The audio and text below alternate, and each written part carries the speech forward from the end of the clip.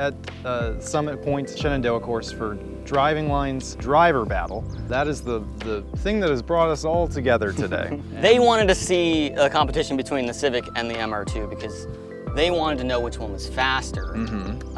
They could have watched our video that we made about a month and a half ago where the Civic was faster. You've done more development to your car now. Right. So yeah. MR2 is gonna be faster now. All right, so just a quick refresh. If you've forgotten from the last video what we've done to the MR2, obviously it now has an APR wide body kit on it. Some Teehee 47s on the car. They are 4x100, 17x9, and we are running Nitto tires, 235 in the front, 255 in the rear.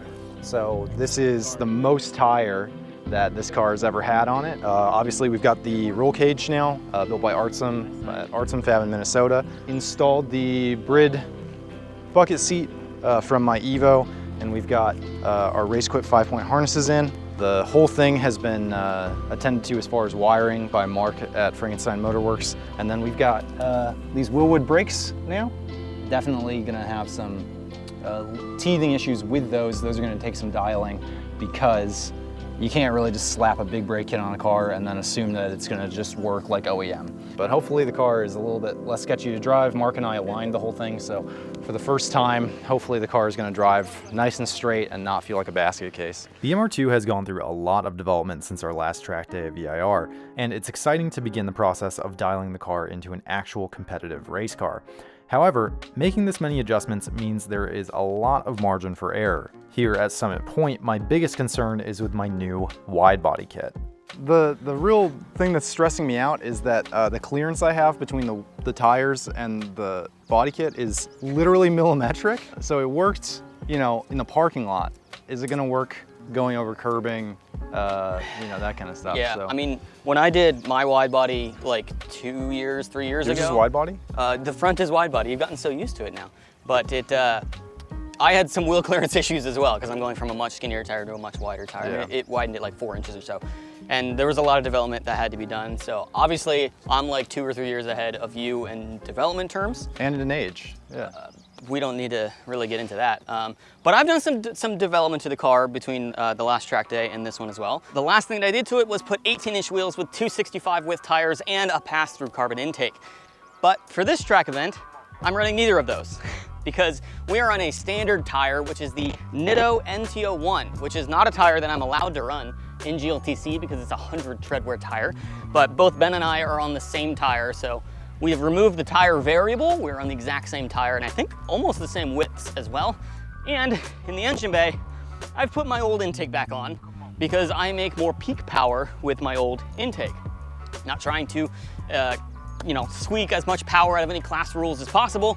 I'm just trying to make as much power as possible to keep up with this, which is a few 100 pounds lighter, maybe, than my Civic. So I have a little bit of a disadvantage with power to weight. So put my old intake back on there, put my old tune back on there, so I'm back up to making 230 horsepower, but in my wheel-to-wheel spec, it only makes 203. As we mentioned earlier, we are at Summit Point today, shooting a video for Driving Line's Driver Battle Series. The series is a lot of fun, and the Civic vs MR2 video is already posted, so if you haven't already seen it, you should go check that out. The link is in the description. The Driving Battle Series is structured according to time attack rules.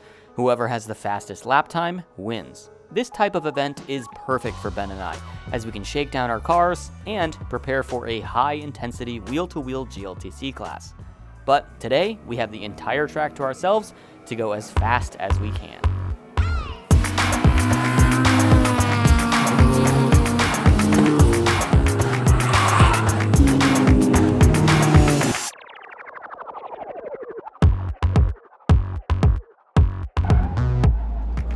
This is both Ben and I's first time at Summit Point's Shenandoah course, and it's a really rowdy track. First off, there's a little jump where cars with enough horsepower can actually get airborne, and immediately following the jump is a carousel.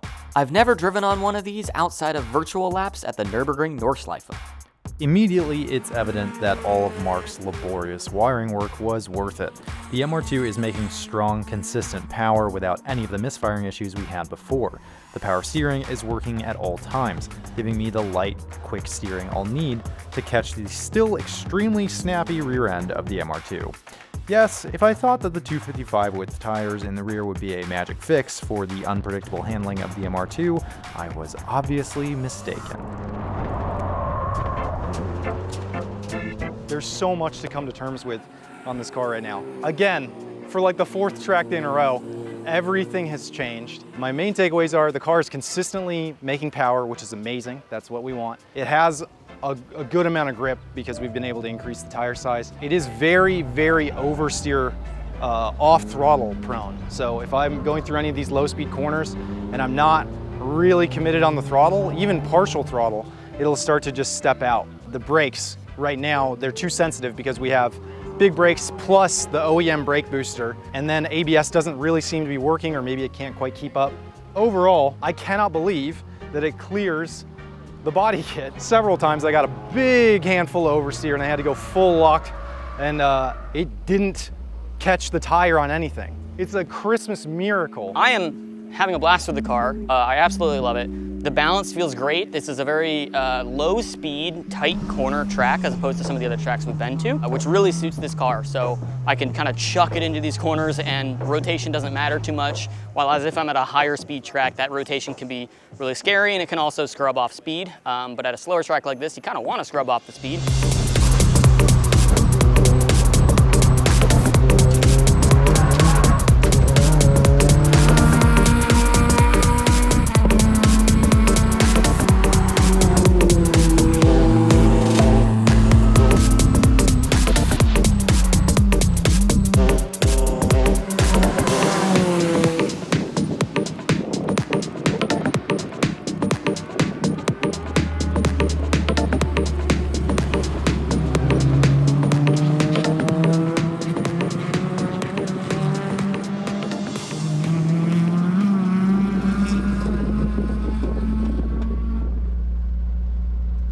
Just took the car out for about 6 or 7 hot laps in succession.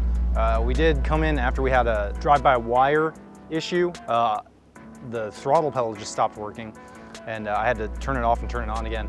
I talked to Mark about it, and probably what happened was it just went, the pedal got pushed a little bit further than we calibrated it for. So it got pushed beyond 100% and then it goes into like a safety mode.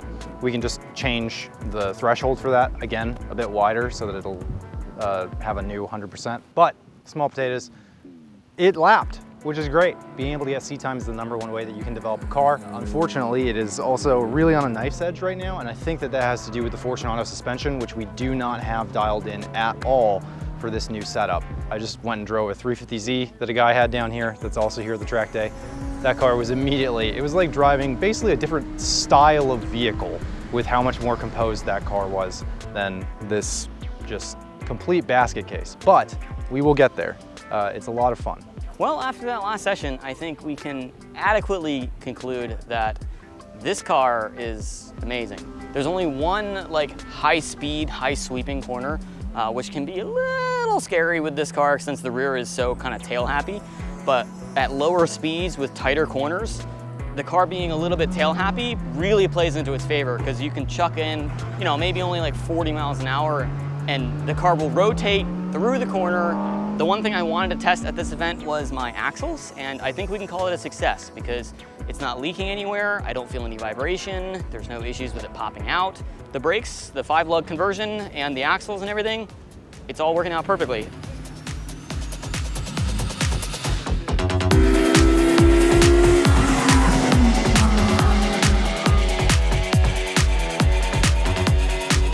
By this point in the day, we've been able to surmise that the Civic was a good bit faster than the MR2, but it wasn't apparent just how wide the gap was until I caught up to Ben during our last session of the day.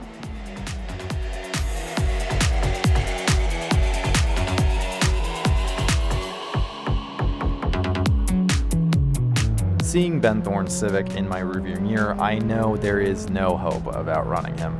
Not when the MR2 refuses to go through a corner with the front wheels ahead of the rears. But I'm still not going to make it easy for him to get by.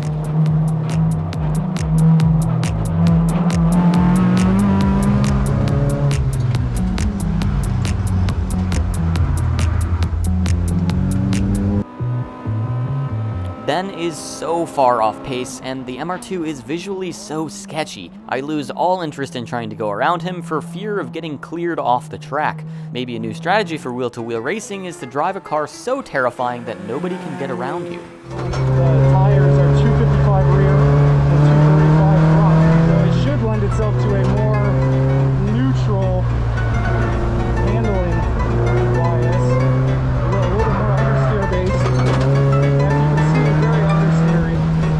Having so much fun around every single corner. I mean, this thing eats up the corners. I'm actually astonished with how well the car is working.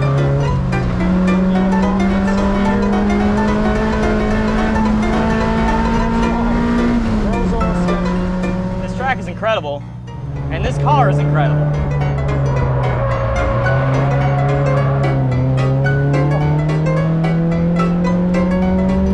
We gotta get Ben's MR2 dialed like this thing because, oh my gosh, what an exhilarating experience. Well, Ben, we don't really know what lap times we got, but they're on the screen right here, and Are they? yeah, right there at the bottom of the screen. Yeah, okay, fair enough. As soon as I got out there and I realized that the car wanted to go backwards everywhere in every corner, I knew that as long as your car didn't want to do that, you were probably going to go faster. I ran 3 laps within a tenth of each other, and they all had wildly hairy moments at a different corner. But is it better than it was the last track day? Tremendously. Yeah, it's better than it's ever been. It's a success. It's a success, 100%. Yeah, we're moving in the right direction. I have some homologation changes I still need to make to the car to try to maximize the GLTC class a little bit more because I'm not really exploiting the rule book as best that I can.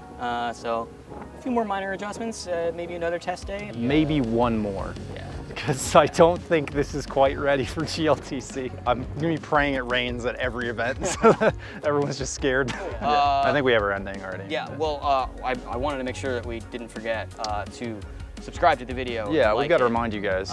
Subscribe to this video. Yeah, to this one YouTube in has a new particular. feature. Not only can you subscribe to a YouTube channel, but now you can also subscribe to your favorite videos. Thanks for watching. Subscribe. All right.